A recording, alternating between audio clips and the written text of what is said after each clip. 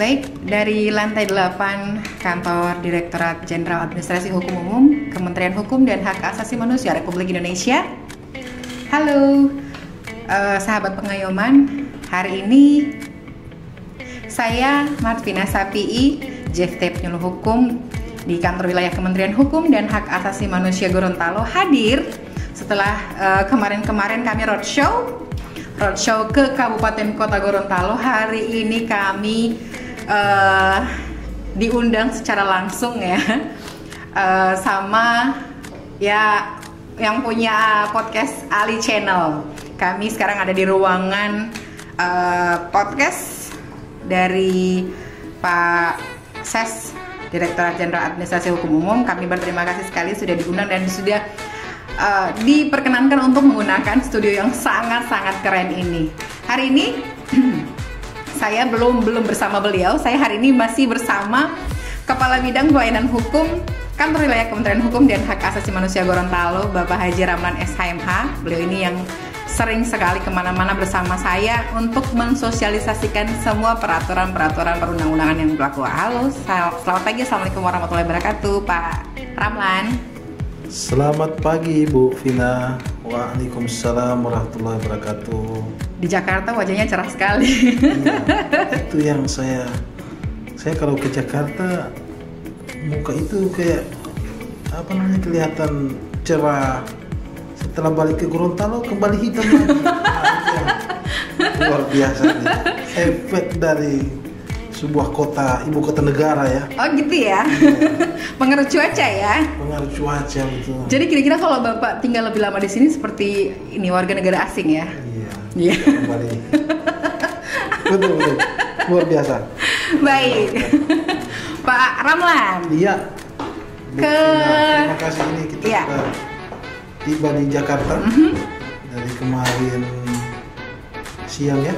Sudah kita melakukan kunjungan kerja dan sekaligus juga kita melapor ke pimpinan kita di Direktorat Jenderal Administrasi Umum, Direktorat Jenderal Kekayaan Intelektual, dan juga beberapa instansi terkait dengan tugas pokok dan fungsi dari Kementerian Hukum dan HAM. Seperti itu. Oke, jadi kira-kira ke Jakarta ini dalam rangka boleh dijelasin? Ya, kita kesini kita dalam koordinasi terkait dengan tugas pokok dan fungsi dari pelayanan hukum kita kepada masyarakat, khususnya masyarakat di Provinsi Gorontalo.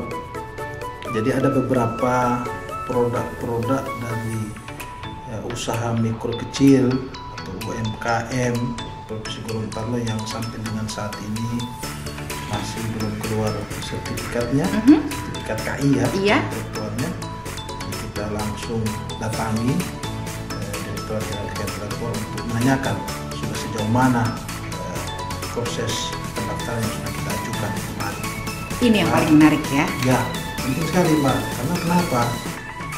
Kita di daerah itu kita sudah sosialisasi, kita sudah diseminasi, kita sampaikan bahwa untuk semua standar operasional prosedur dari sebuah pelayanan hukum itu sekian. Jadi masyarakat itu tahu. Oh, saya ngurus merek itu selesainya kapan, mereka udah tahu. Apalagi dengan era sekarang udah era digitalisasi, orang daftar merek sudah online, orang daftar hak cipta sudah online. Nah, itu yang harus kita kejar target namanya. Artinya kita di Kanwil tidak harus diam, ya sudah kita tunggu saja turun sertifikatnya dari Dirjen KI. Tidak begitu, kalau itu masih pola pikir yang lama. Sekarang kita harus jemput bola. Jadi kalau kayak itu satu merek, kita udah tahu dia selesainya tanggal berapa. 1 minggu sebelum berakhir, sebelum datang, kita harus jemput, kita harus datangi. Kita dicek, Bu, apa memang sudah betul statusnya dalam aplikasi, sementara dalam proses, apa betul, ya. Supaya artinya kita membantu juga teman-teman di Dirjen KI bahwa untuk proses pendaftaran itu harus tepat waktu. Seperti itu. Ya memang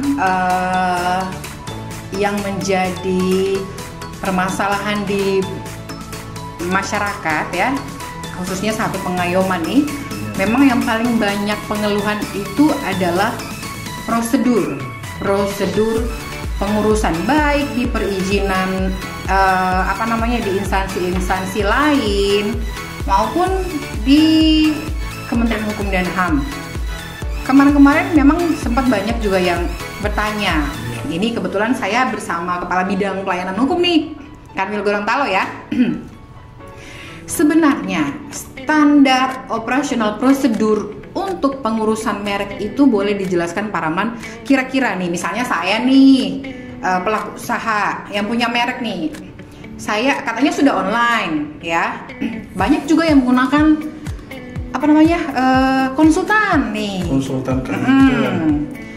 Apakah saya bisa langsung datang ke Kanwil Gorontalo atau mungkin harus secara online atau mungkin seperti apa? Boleh mungkin dijelaskan ke sahabat pengayoman yang sementara menonton nih, Pak Ramlan, kira-kira kemudahan-kemudahan apa yang bisa mereka dapatkan dalam pengurusan mungkin untuk merek ya, merek, hak cipta. Tapi ini kita bicaranya merek ya, biar nggak kemana-mana. Silakan Pak. Kita fokus ke merek iya. dulu ya. Walaupun hak itu banyak. Iya, betul. Ada ciptanya, ada paten soalnya. Jadi terima kasih Mbak Vina sudah diingatkan bahwa Kantor Wilayah Kementerian Hukum dan HAM Gorontalo itu tahun 2020 telah memperoleh predikat wilayah bebas korupsi. Yang pertama. Kemudian tahun ini juga kita menuju ke wilayah birokrasi bebas melayani. Artinya pelayanan kita kepada masyarakat itu memang sudah benar-benar maksimal, ya, pelayanan prima yang kita tonjolkan. Nah, kemarin tahun ini ya, khusus untuk pendaftaran merek itu masyarakat itu kita permudah dengan kita mengunjungi mereka di daerahnya masing-masing. Mereka di daerahnya masing-masing. Jadi sebelum mereka mendaftarkan mereknya, ya, mereka kita bantu untuk melakukan penelusuran. Ya, misalnya saya ingin daftarkan merek ini, tapi kita cek dulu, kita bantu ngecek mereknya ini udah terdaftar atau belum, sudah ada pemiliknya atau belum. Oh, bisa dilakukan di Kanwil Gorontalo? Bisa. Oke. Karena semua kan sudah serba online. Iya. Masyarakat sendiri bisa ngecek nggak? Masyarakat sebenarnya bisa ya? langsung melalui aplikasi dgip.go.id di ya, itu bisa langsung diakses oleh masyarakat ya, tinggal untuk penelusurannya buka merek ataupun desain industri. Nah, semua data-data itu ada, data wajib, data nasional, semua data biasanya ada di situ. Websitenya kasih tahu dong Pak Ramlan. dgip.go.id. Oke, itu boleh dicatat ya. Di situ semua masuk situ. Di fitur-fiturnya itu ada hak cipta, ada merek, ada paten. Tinggal Anda mau masuk. Bahkan pendaftaran pun masuknya lewat situ. Ya. Tapi kuncinya mereka harus memiliki akun ya. Oh gitu, harus mendaftar ya. Ya. Jadi misalnya nih, saya sebelum mendaftarkan merek saya boleh nyari kira-kira nama saya ini udah punya orang lain atau iya, oke. Biar kita lihat di sini. Ada alhamdulillah berapa pelaku usaha terbantu dengan ini. Kita memang tidak bisa paksakan. Dan kasihan mereka itu sudah bertahun-tahun usahanya. Iya. Tiba-tiba setelah kita bantu search, rupanya sudah ada yang punya. Iya. Harus diganti, Bu. Akhirnya ini sekarang ibu memang udah terkenal, tapi besok ibu mau go nasional, internasional dengan merek yang nyata-nyata sudah ada pemilik, ibu bisa diuntung. Oke. Nah, hanya juga maksudnya Pak, kalau saya ganti nama anak saya, nama suami saya, ya silakan. Gitu. Jadi itu salah satu kemudahan-kemudahan yang kita berikan kepada masyarakat. Selain juga ada pelayanan di kantor wilayah. Ya, rata-rata memang kita sudah sosialisasikan bahwa pendaftaran itu sudah secara online. Tapi kalau ada masyarakat yang belum paham, yang belum ngerti cara masuk kita bisa bantu. Kita punya operator. Oh ada. Operator. Oh iya. Di Kanwil kita siapkan operator untuk prosesnya lebih cepat. Artinya online ini hanya memudahkan masyarakat untuk tidak perlu lagi datang ke kantor. Namun jika mereka ingin ke kantor bisa, ya bisa dibantu sama operator. Lebih lengkapnya lagi. Datang ke kami. Dan itu kan tugas kita. Ya. Nanti lama kelamaan setelah ini sudah jalan, semua kan sudah serba masyarakat sudah bisa kita lepas. Tapi itu jelas bahwa kita sudah wilayah bebas korupsi, wilayah bebas korupsi. Jadi tidak ada lagi penguatan apa saja. Jadi semua resmi, ada PNBP-nya jelas. Karena yang disetor oleh masyarakat setelah ini disetujui, kan mereka akan membayar ke bank melalui itu apa namanya? Setelah ada kode bidik, dan itu resmi. Jadi melalui kesempatan ini saya himbau, jadi jangan ada lebih, apalagi kurang.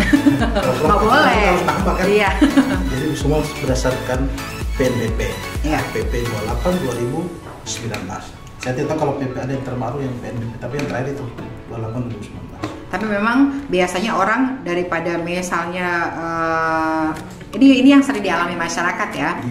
Karena kebingungan menyiapkan berkas-berkasnya, apalagi apa nih, udah tanya ke penyuluh, Mbak boleh minta persyaratan, kita nih penyuluh itu kan melakukan konsultasi boleh tanya persyaratan, udah dikirim, pas baca rupanya aduh boleh minta tolong aja nggak.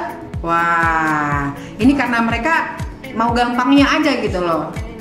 Ini saya kasih data-data, ini KTP, ini saya boleh minta tolong bantuin upload nggak? Itu kira-kira bisa nggak untuk dari pihak kantor wilayah menerima yang seperti itu? Kalau kita silakan kita bantu, tapi jangan tanda kutip jangan mengambil imbalan atau memberikan imbalan untuk mendapatkan manfaat dari, karena kita udah digaji, udah punya tunjangan kinerja yang memang harus sudah tugas kita melayani masyarakat. Ada biaya nggak? Sudah bukan lepas PNS, buka kantor konsultan atau apa kan? Betul. Nah, tapi intinya kita sudah bersih lah. Biaya ada nggak? Biaya untuk mempercepat? Kan ada biaya standar, ada biaya percepatan. Di KI berlaku nggak itu? Di KI ada biaya percepatan namanya. Percepatan, jadi kalau orang itu karena mereknya betul percepatan, yang namanya bisnis, ya kan? Apalagi sudah taraf nasional internasional butuh proses yang cepat. Ada. Sekian harus dibayar. Dan itu resmi. Ada dalam peraturan pemerintah diatur.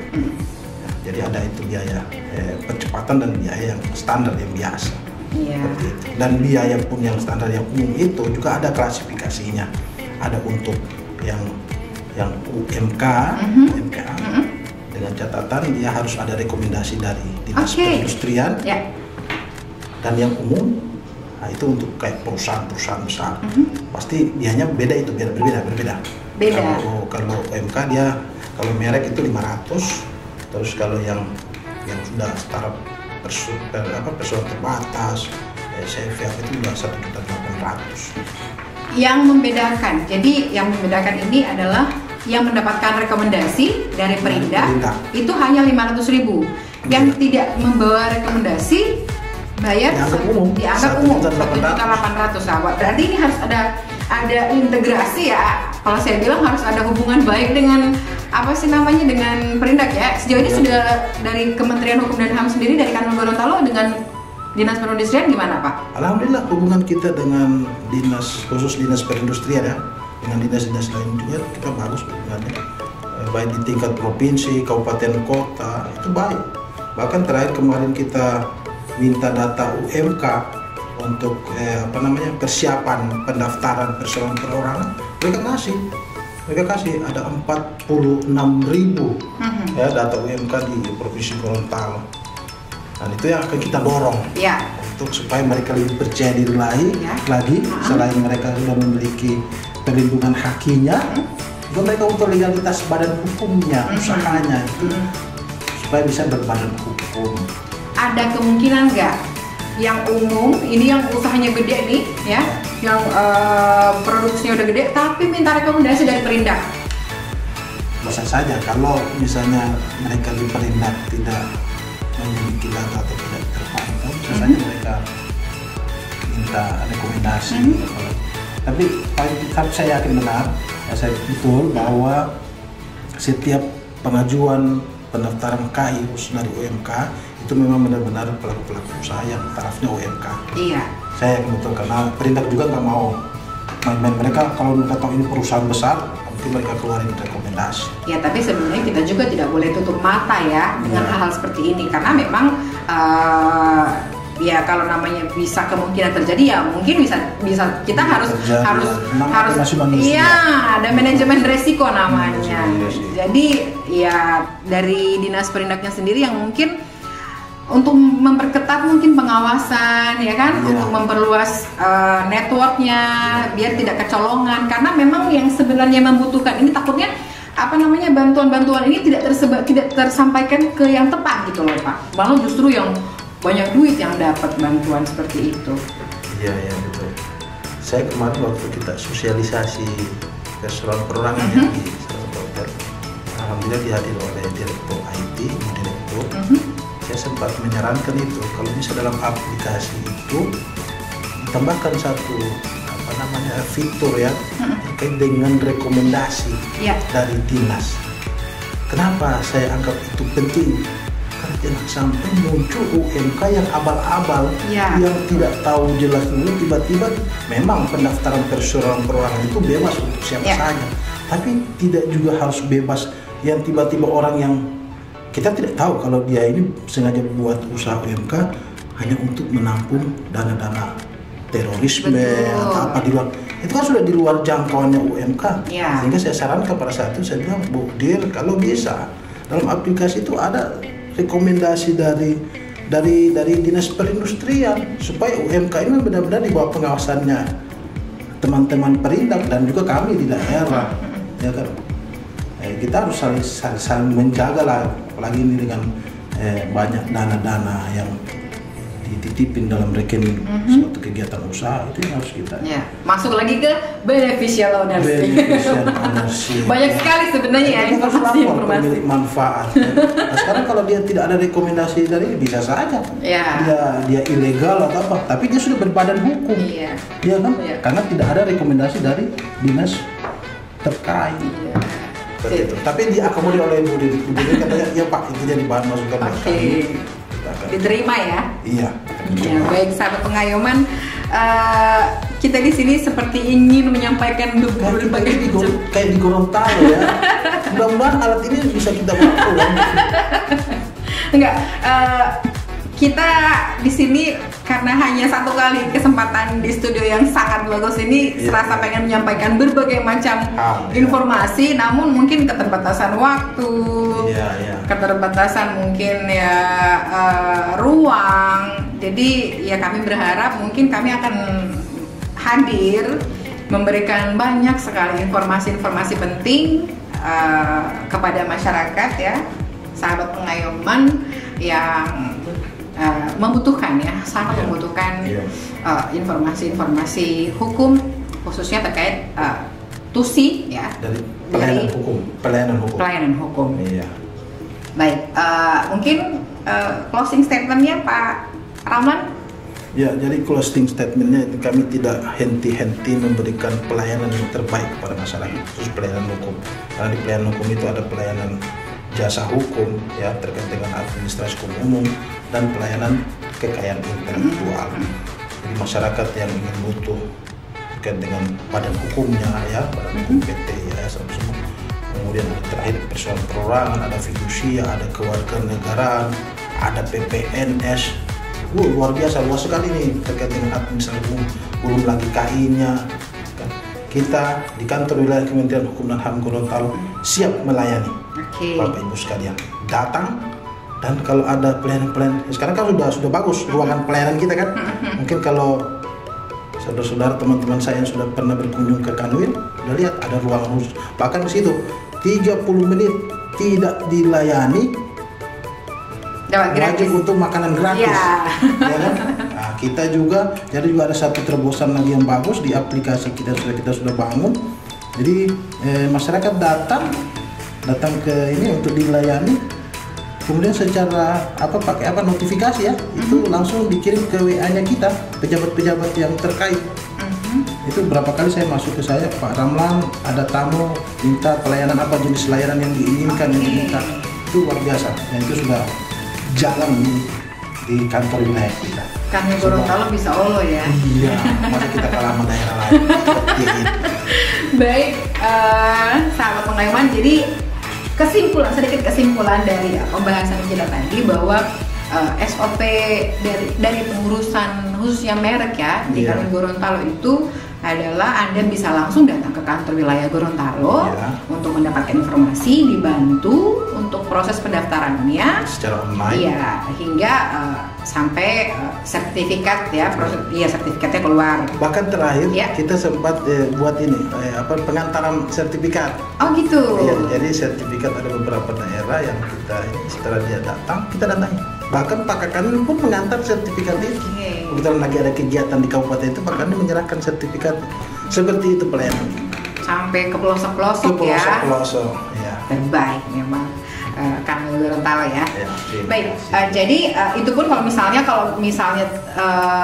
tidak bisa datang, ya ada keterbatasan waktu, jarak, jarak, bisa online di situsnya di dgip.go.id.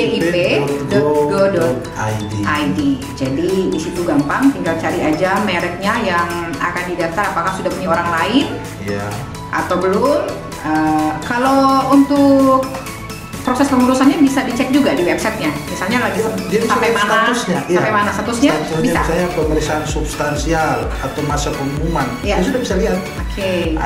Dan juga salah satu tugas kita yang lagi di Jakarta ini mau cross-check itu, kita mau cross-check itu di aplikasi statusnya ini Bu, apa sudah betul, apa memang betul lagi pemeriksaan substansial atau sudah tinggal menunggu tanda tangan dari pejabat yang berwenang. Seperti itu. Apalagi dengan munculnya Undang-Undang Cipta Kerja nomor 11 tahun 2020 memudahkan dengan cara mempersingkat mempersingkat proses pendaftaran.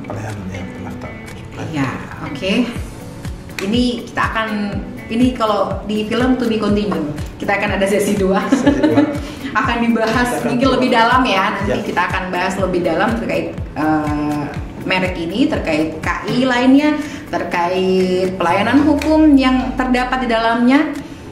Mungkin kita akan hadir lagi ya ke hadapan sahabat pengayoman dengan menggunakan sarana dan prasarana dan semoga dengan menggunakan sarana prasarana ini, amin ya. Baik, saya rasa mungkin sampai di sini dulu perjumpaan kita di tayangan episode kali ini. Terima kasih kepada Pak Kabid Pelayanan Hukum Pak Ramlan Harun SMH sudah bersedia membagi informasi dengan sahabat pengayoman ya. Pak Ramlan, terima kasih. Sampai ketemu di episode selanjutnya. Saya Matsuna Safi'i pamit undur diri, sampai ketemu di tayangan selanjutnya. Demikian, wabillahi taufiq wal hidayah. Wassalamualaikum warahmatullahi wabarakatuh. Waalaikumsalam warahmatullahi wabarakatuh.